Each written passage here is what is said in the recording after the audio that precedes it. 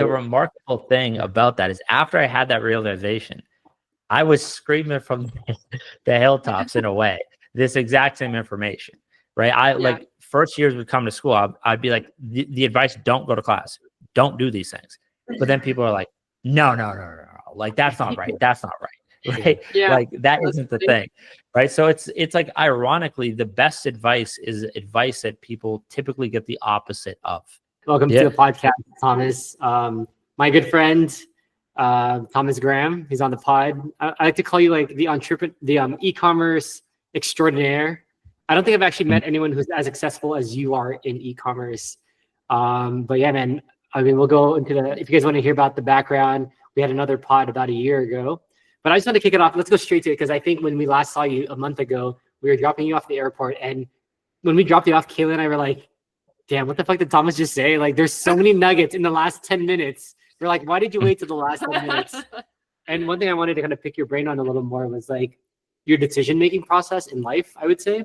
And one thing that really hit hard, like literally in the last 5 minutes before dropping you off, you're like, you tend to like think about the high impact decisions, right? Like, don't worry about the small stuff. Really look at like the decisions that make a big influence in kind of your life, right? So can you tell me more about like how you've been using that thought process recently, and maybe give like people an example of that? Because I think your example was like, was it like either buying a car or like not worrying about parking tickets? Like, I think that's a thought process not a lot of people have that you kind of educated us on. Yeah, definitely. Yeah. I mean, well, by the way, I do affiliate marketing mostly, so not really e-commerce. I do some e-commerce stuff, but mostly affiliate marketing. And now I have personal brands. So people, there you go. Either way, mostly content is like what I would say like my expertise is around. But with regards to decision making stuff, everything really boils down to like the highest leverage that you can kind of get out of something. So for example, I just bought a phone, right? The iPhone 16 Pro Max. Now I was in the store and I like intentionally thought about what plan I would get, right? Because that little decision right there of what plan I'm going to get on the phone, you know, maybe that takes an hour for me to go forward, look at all the providers, look at all these different options and like research all this to find the best value. Now, if I make that good decision right then I could save, you know, let's say $40 a month, but I probably will have this phone for the next 3 years, right? So it's like that, let's say $50 a month ends up being $600 a year, $1,800 over the cost of the phone, of a difference of a decision that I spent 1 hour on, right? And if you compound all those smaller, like high leverage decisions, they're going to compound like to be bigger things. Now, if you spend 1 hour deciding what place you want to eat, that doesn't really have any impact on your long-term success. You spend 1 hour picking the right phone plan, that has a bigger impact, right? It's a similar, like, so the leverage is just trying to find what is going to be the high. If you look at that, like how much value are you getting per hour out of your output? That tends to be like a good indicator. And if you think about high leverage decisions, typically the highest leverage decision that somebody can make is actually who they're in a relationship with. That's going to be the most impactful thing by far. And then the other things are just like the things that they who they surround themselves with, right? But if you look at like something like me, right? I could sit here and make a decision on, well, should I get the expensive item at a store? Or should I get something cheaper, right? And then I look at like my mortgage. A 1% swing in my mortgage rate is about $1,000 a month, so like $12,000 over the course of a year, right? Now, these decisions can both be made within like 30 minutes of what I'll have for dinner or where I'll get my mortgage from, right? Like, and people will just look at all these things and kind of operate equally. But if you just focus more on the higher leverage things and put more effort into those, then typically you get way more output for the exact same amount of input, more or less, just depending on where you spend your time. That's a very deep thought. And I'm actually curious, like, was there someone who taught you this? Like, how did you figure this out? Was it just like one day you were thinking about something and you're like, wait, no, I should just be thinking more about this and less about this? Like, how did this come to be, I guess? Well, yeah, it's a good question. So there's a book, 80-20 Sales and Marketing. I kind of like reference a lot of books and stuff like that. The vast majority of books tend to be things that you kind of just already know. I think like self-improvement, most of like life is pretty simple in my opinion. Like I think like it's simple stuff. So I've kind of always kind of figured that exact same thing. So when I was a student in school and things like that, right? One specific story jumps to mind. I was going to university in my first year, and I went to a calculus class, and I was just like a normal student for the first semester of university. You know, you go to class, you take notes, you do everything. And I was trying to do that. I was doing pretty well in school, but either way, there was one calculus class that was early in the morning. I hated waking up in the morning. So I was like, okay, whatever. I'm just not going to go. And I'm just going to accept in my mind that I'm just not going to have a good grade. And instead, I'm going to get up later in the day. And for that hour when the class would be, I'm going to spend an hour studying from the textbook instead. And then the second midterm rolled around, and the class average was 58%. And that was so bad that, you know, there was 15 questions on the exam. He said, I'm going to turn one of the questions into a bonus question.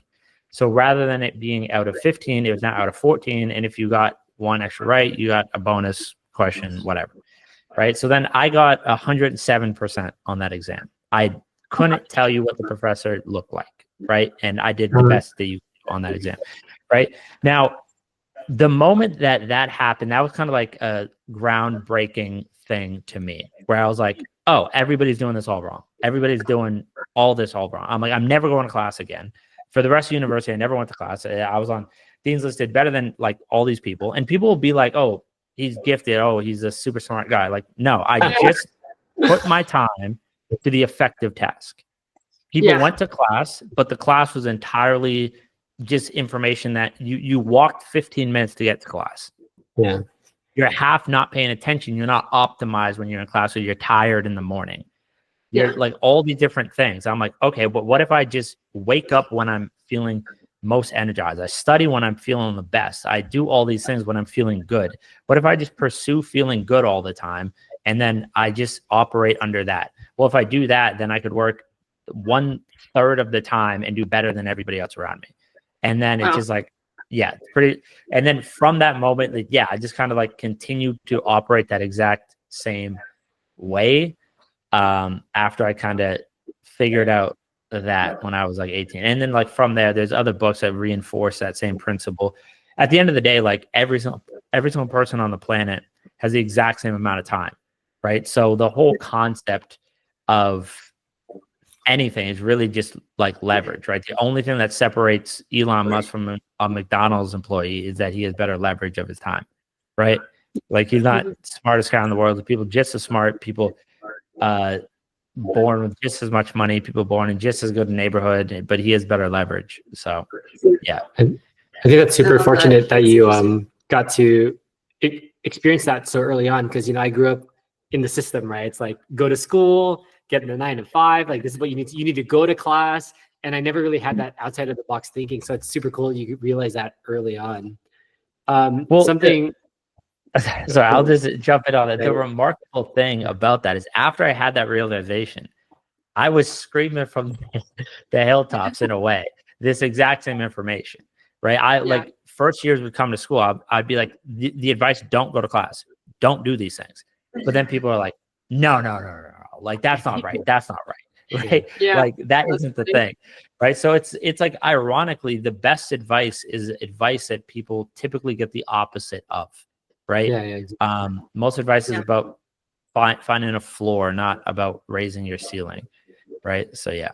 Wait, what did you say? Wait, hold on. That sounded like say that again. Say that one. I said most of the advice is about finding a floor, not raising the ceiling.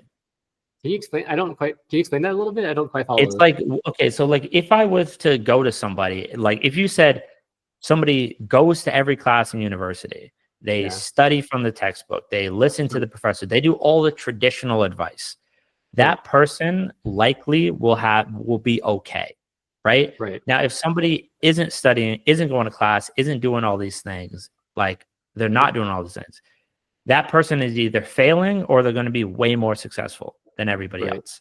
right? Right. So the ceiling is significantly higher, but so is the floor. Because like if you skipped class every day, but you didn't study from the textbook, now you're going to do very bad, right? Yeah. If you quit your 9 to 5 job and then you just like smoke weed and sit at home and play Xbox all day, things aren't going to go well for you. But if you don't do your 9 to 5 job, do something higher leverage, like optimize your time with that exact same amount of time, then you'll be 10 times more successful. So like all the traditional school system, like, and traditional advice is all just about like teaching you how to be good. Like if you follow traditional advice, your life won't be bad. You'll be in a comfortable position. You'll be in a good position. You'll have a good, stable things typically, but you're never going to have like crazy success following that path. Here's my question for you then, because part of why I left my very stable 9 to 5 job, making pretty good money, was that I saw there's like probably 4 people that five-ish. You, my friend Louie, Chris and Paulo you've met, and my buddy Ed Mark in the Philippines, who's like a restaurant mogul now. But it was easier for me to leave my stable 9 to 5 because I saw that you guys did it, right? So what's even more impressive to me is that you guys actually did it without necessarily the role models, right? Like you kind of did it against everyone's conventional thinking, right? So did you ever feel discouraged when people are like, oh, no, you should go to class, or no, don't do that, Thomas, or like, that's high risk? Like, what was your mindset? Were you always like, no, you guys didn't know what you're talking about? Or you're like, that doesn't make sense? Like, I would have been so scared, right? To be like, oh, this is against what everyone's thinking, so I'm not going to do that. Like, how did you kind of combat that as you're going through your journey? I mean, that's a good question, and I'm kind of petty. So, like, I recently bought a Lamborghini, and I have the i8 and all that. So I posted on Instagram, and like the caption I put was exactly where I said I'd be. Exactly who I said I am. Exactly where I said I'd be. Right. We're gonna throw it up. We're gonna throw up on the song I put over that was receipts, right? Because I was like, I fucking told you. Right? So like everything that I said, like I have 100% like basically like a lot of my belief system was me believing logically and understanding what I'm saying makes sense. So for whatever reason, like I couldn't get into the very specifics of that, but I've always kind of just looked at things from a logical perspective and said, well, if I do what everybody else does, I'm going to have what they have. So like there isn't like, this doesn't make sense. Like I just looked at things like, and didn't pay as much attention to whether other people were doing them initially, at least. And I more so paid attention to like, does this practically make sense? Right. So whether that be throwing parties in university and making money and different things like that, I kind of just tried to pursue the thing that I felt like made sense. And as long as the logic was there, then I would do it. However, like there was like a lot of my personality is still built around the fact that I think something and nobody else sees it. Right. So I think this is going to happen. I know that this is going to happen before everybody else knows it's going to happen. And then people have like doubts or whatever. And based on that, part of my personality has been built up to be that other people don't understand and blah, blah, nobody believes in you, all these type of things, and you'll show them. Right. So I'd say that like part of that is just like having this faith in myself. 1, 2, I've like blocked out immense amount of noise. So I wouldn't spend time around people. Like I don't really have any friend from high school, from elementary school, barely talk to anybody from university, etc. It's not because like they're bad people. It's not because they like, aren't worthy of like anything negative. It's just because like whether that be intentional or unintentional, like maybe their belief system doesn't align with the type of belief system that I want to have. And it's very difficult to do things that like 1 in 10,000 people do. Like you have to like be willing to do things that the other 9,999 people aren't willing to do. So part of that might be willing to change your surroundings. And I knew like if I fed my mind with more information to validate myself. So for me, like, it's practical. A lot of the books, a lot of these different things, like it was less so lessons and more so validation that like, hey, they're like what I'm saying does make sense. The way I'm seeing things does actually work. And now it's easier than ever with like social media and YouTube and different things like that. Like that was like a huge thing, right? I would watch a YouTube video. I remember watching like guys like Simple Pickup back in 20, I don't even know, 13 or whatever. And seeing them, like, oh, they make a living with YouTube. I remember seeing things like that and like, oh, this is a possibility. This is an option, right? And based off of that, I was then able to kind of reinforce in my mind that thing and kind of block out noise, taking more information from people that validate my thought process and kind of disassociate from people who don't. And then just kind of repeat that over and over and over every day. So yeah. Excellent. I'll let Kayla ask the next question, but just to wrap up on this point, this is something I've been really trying to harness in the past year and a half, where it's like, don't just listen to people, right? Like we learn different things in school or our parents, but something I'm really trying to embody is like not really listening to anyone and just thinking through. I think Elon talks about first principles, right? Like, does that make sense? Like, why do we need to do that? So thank you for kind of priming me on that as well. But yeah, no.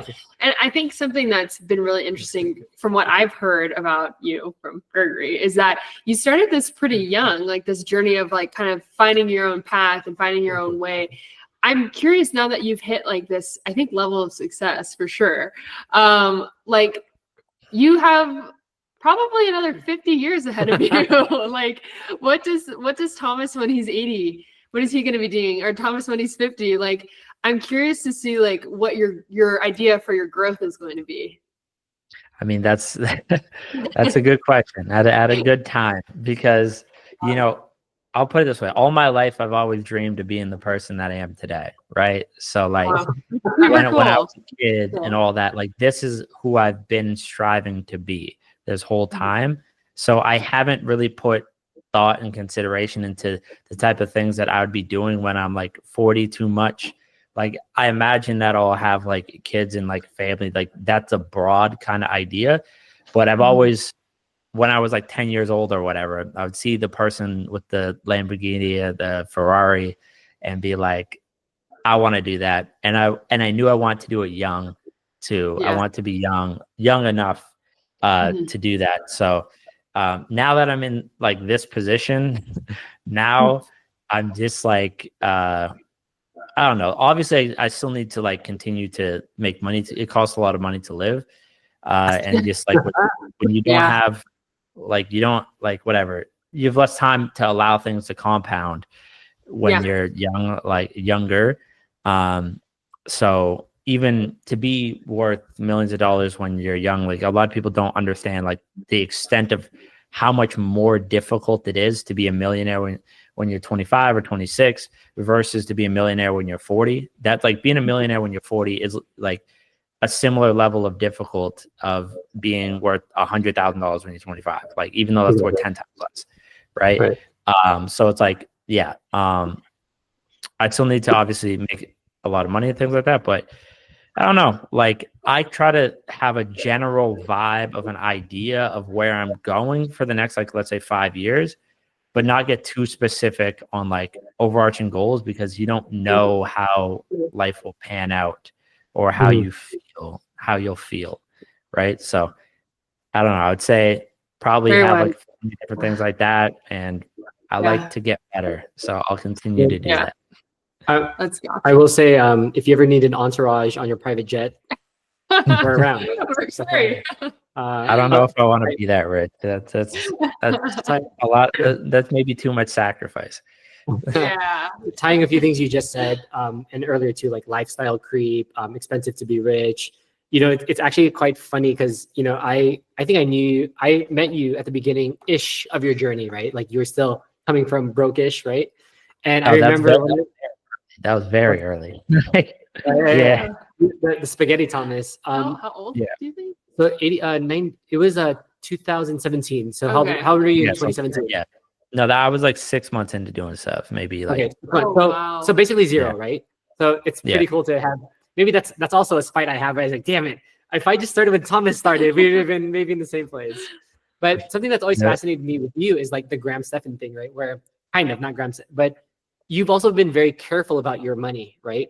I remember when you got your first, like, you got a traffic ticket when you visited me in Hollywood for like $50. And I was like, bro, you're making like this much money, like $50.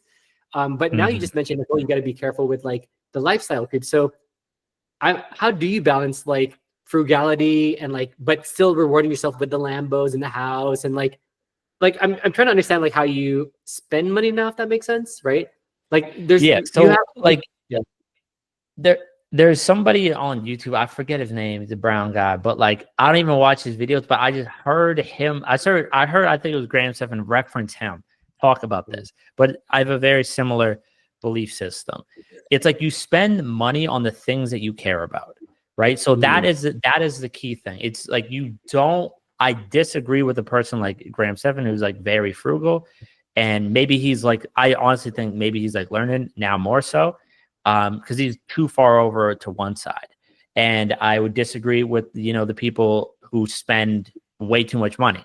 Now, it's better to be overly frugal than to spend way too much money, like by a mile, but neither extreme is good. What I would say is like spend money on the things that you care about. So for me, like obviously a Lamborghini costs a lot of money, right? But I feel way better, and it has way more of an impact on my mental than other things. Now, I don't own a single piece of designer clothes. I have a multi-million-dollar house. I have like $500,000 in cars and blah blah blah. But I don't own a single piece of designer clothes. I've never been by I've never spent hundreds of dollars on a restaurant. I've never spent I think I paid for a bottle at a bar for the first time, and it was kind of discounted, whatever. But like, I've never spent more than like $200 at a bar in my life. Like, whatever. People like, the important thing is just spend money on those things. Also, like the bigger thing is, in my opinion, you get more value out of a house, a car, different things like that in terms of like your general well-being versus temporary moments. So people go out to a concert, sit front row. I don't like these things. I think the value proposition just isn't there. Like, you pay 10 times more than going 20 rows back, and it's 5% better. You know what I mean? So the thing is, like, a difference is like, I would rather go to 10 concerts than go to one concert front row. Yeah, that makes sense. I'd rather have 10 Honda Civics versus one Lamborghini. Right? Really? Like, I think you prefer the one Lamborghini over I'll take the Lamborghini. Right? So yeah, either way. So you can kind of look at it like that. But even when it comes to like buying cars, like people will be kind of reckless. Like I buy my cars used. I think that it's insane to buy a car new. I don't think that anybody should do that. I'm grateful that they do, because then I get to save all the money on the exact same car. But you pay massive premiums for things, right? So spend money like where it matters, save a good percentage.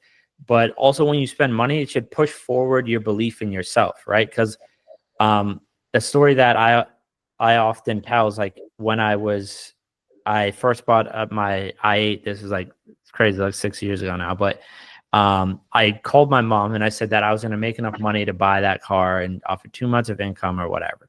Right. And I hadn't made that, but I set that like goal, and that pushed forward my belief. And now every time when I get into that car or look at that car, I'm like, it's a subtle reminder, like, I can do these things. And it's also a thing, like, when I get out of a Lamborghini, like, people can call it like insecurity or like whatever, but like, I get out and you kind of get used to like other people feeling like he's the shit, like he's that guy, which reinforces that belief in myself. I am that guy. I am that guy, right? I can do all these things. I do these things. I pictured all this when I was a kid. Yeah. And I've done it all. Therefore, the thing that I'm now picturing, I will do that as well. And that's an expectation with certainty. There's no doubt behind it. I think that spending money on some tangible assets that push forward your belief can have more of a positive impact on how much money you make versus just saving that and just having like numbers on a computer screen. Yeah. Yeah. That's very profound, very wise. I feel like a lot of people don't put that connection together, which is like turning the intangible to tangible, and how it like is that mind body connection at the end of the day, where it's like, if I can touch it, then I know it's real.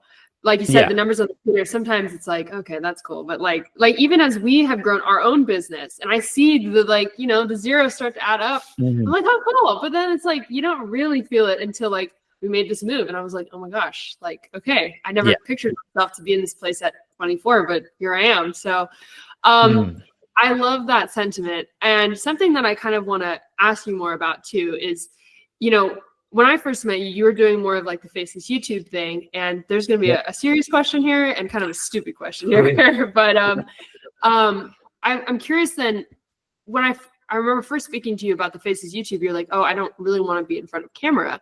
And like, I'm just curious, like, what was kind of the motivating factor to go from this Faceless idea to now having something where your face is very present and now it's your personal brand?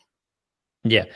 Well, so the reason why I did the Faceless stuff is because of like what I said earlier. It's like leverage. It was scale. Like I was thinking about that like from the jump. There is no practical reason why I need to be in front of the camera. That isn't the highest leverage thing that I can do, right? Yeah. There's certain high. So with regards to those type of things, it's really just a talking. You just need a personality. You need a voice, right? And I can outsource a voice. What I couldn't outsource is the ideas and the concept.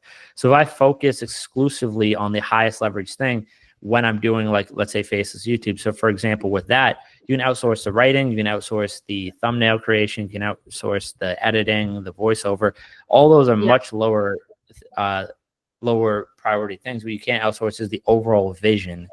That's very difficult to do. So if I really honed in on understanding what I want to see in an edit, what I want to see in a thumbnail, what I want to hear in a voiceover, that's way higher leverage than actually practically doing those things myself, which obviously allows you to make infinitely, ridiculously more on a per hour basis. Now, the reason why I started like a personal brand, honestly, I was kind of bored and I want to hang out with people. Like, that's awesome. Yeah. Like it was like, so like I figured that it would be easier to meet people that are more like me if I have, because I've been so behind the scenes and I've like nobody kind of knows anything. And I've really like not been too connected with anybody throughout the process. So like it would be easier to connect to people if I had more things like that. Also, it's like a fun challenge, right? And within the education space, which is where I kind of like want to be more like long term, that's a high enough leverage type of thing where it's like my ideal situation is to just get paid to just like live, right? Like I have enough knowledge in my head to like help people, and I like to talk about these things. I enjoy them, and I enjoy sharing these things and the ideas behind that. So like that's what I do like in my spare time. So if I'm able to like hone that well enough and turn that into like a profitable business as well, that's great. But like my number one priority, like the way I put it, is like to be respected by the people whom I respect. That's the simplest summary of it, right? Yeah. And there's a number of things that like you'd have to do in order to get to that place. But yeah, that kind of encompasses kind of everything. That's kind of why I kind of started the whole personal brand stuff. Yeah, no, that's cool. And honestly, I think it's awesome because we're seeing a lot of not only just like, people who are mainly like influencers to celebrities to like athletes and chefs. Like the thing they hone down on now is personal brand. So here's my slightly dumb question, but when you're famous and Tom Cruise and The Rock, because of your personal brand, is there like a brand or celebrity that you would love to like partner with or like have some sort of business together or something like that? I don't know if I'd want any business, but like, yeah, I'd want to like, or any, like, it's not even really about like celebrities like that. It'd be cool to like hang out with Ali Abdaal, to hang out with Graham Stephan, people like that. Like, it's because I'm just like, I know, like, I obviously like they're popular guys, they have personal brands, different things like that, but it's like, I know I'm like, y'all are like me, right? Like when I listen to them, Yeah. in particularly, maybe more so like Ali Belly's a bit like nerdier version, but like we have very similar outlooks on a lot of stuff, right? Like his perspective, like his book Feel Good Productivity. Did you read It's that? the exact thing that I was saying back when I was in university. I like woke up, felt good, studied when I did all these things, and I didn't have a book, didn't learn that. I was doing that since 13 years ago, and then he kind of came on that kind of vibe more recently, right? But yeah, like so it's like cool to kind of have that like similar outlook with a lot of these other like creators and different things like that. So I'd be more excited to kind of like meet creators, and I don't know if I would want to like work with any brand, but like I would say like maybe a goal might be like to have a book one day or something like that. Life of Thomas Graham. It's I can't believe it's been already 30 minutes, but I'm gonna try to wrap it up with one more question, and hopefully we can have you back on, like, because there's always so much to learn from you. Yeah. Something I think I'm struggling with, and we're probably both struggling with, is it really resonates a lot to me when you say about the scalability and leveraging time, right? And when you do the Facebook, YouTube, it makes a lot of sense because you don't necessarily need a big team. You don't have to deal with clients, you know, and like what we do in the market. See, so what I struggle with is like, we know like down the line, it makes sense to have like a course or some sort of brokerage where you're basically the middle person between transactions, right? But right now we're basically doing a marketing agency because it's our way of like making a living basically, right?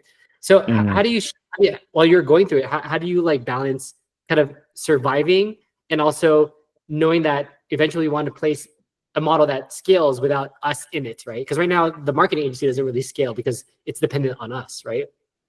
So we're trying to like, we need to build it with us because that's what's keeping us alive, but it's not scalable. So how do we like focus on the thing that's 5 or 10 years down the line? Does that make sense? Yeah. So like the kind of way that I would kind of put it is like, well, like one, it's good to not have too many expenses for that reason earlier on. Like, so you can make a pivot. Like I say, like I would always try to focus on like 3 things at least, like for everybody.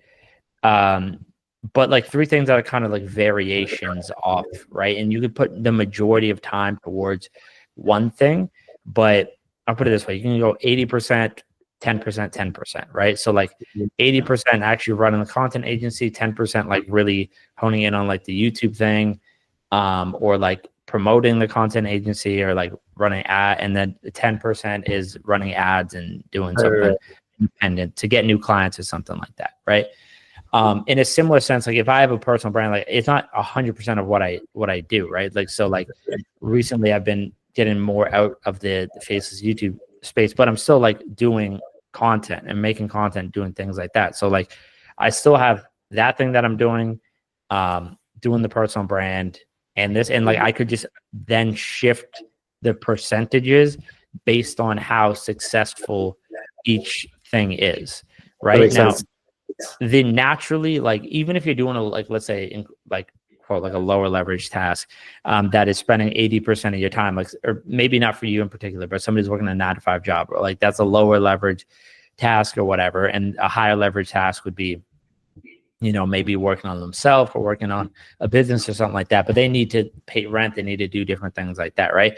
Naturally, if you're doing a high leverage thing, 10% of a high leverage thing is going to be worth more than 80% of a low leverage thing, right? Makes sense. So that will naturally surpass the main focus, so long as you're giving it at least some credit. Now, if you're doing 3 low leverage tasks, then like that won't really matter, right? So you need to have some other things that can potentially scale well that you're working on. And preferably they're like in near alignment. So for example, like if I have a personal brand, but like part of how I might monetize my personal brand might be teaching some of the things that I've done to make money and do different things like that, right? So if I'm spending time working on that actual craft, so if I'm teaching people like to review products on Amazon or Faceless YouTube or whatever, and then I'm spending time doing those things, one, it's like I get money from doing the thing, but 2, I also like am gaining experience to further improve on my personal brand, which helps my personal brand. And they kind of work like in synergy. I'm not like completely off to the side. Like I have my personal brand. I'm doing that like reviewing products on Amazon, whatever. And I'm doing and I have a real estate business, which is just entirely separate or whatever. Right. I have rental properties, some crap like that. Right. So yeah. Cool. Very interesting. Well, yeah, it's already been 35 minutes, which is nuts. I was gonna do the outro, but we have the YouTube Pro here. Oh, so that's right. I used to say, "Oh, don't forget to like and subscribe." But if you have any suggestions on what a small podcast should say for their outro, we would love to hear them. Well, what is your primary goal? Ooh, there you go. That's a good Pick question. one thing. That's a good goal. I would say like to get more. We're at a phase where we're kind of just doing this for ourselves, but I would think it'd be cool to have people actually listen to our guests. Yes. So I would maybe go with that. Like That's listen. So you want them to like follow your guests or like follow your podcast or what? Follow the podcast. Follow the podcast. Yes. Yeah. So then that's the outro. Like people, you don't want to overwhelm people with options, right? You just say the one option that you want them to do. So like, don't say like, comment, subscribe, because then that's just out one ear. But then if you just say, don't forget to follow or follow for more, or like just that, then they're vastly more likely to take action on that individual thing. So I'll close out the video with like, just that. Let's do that then. All right. So we upload weekly. So don't forget to subscribe so you can follow us on our journey.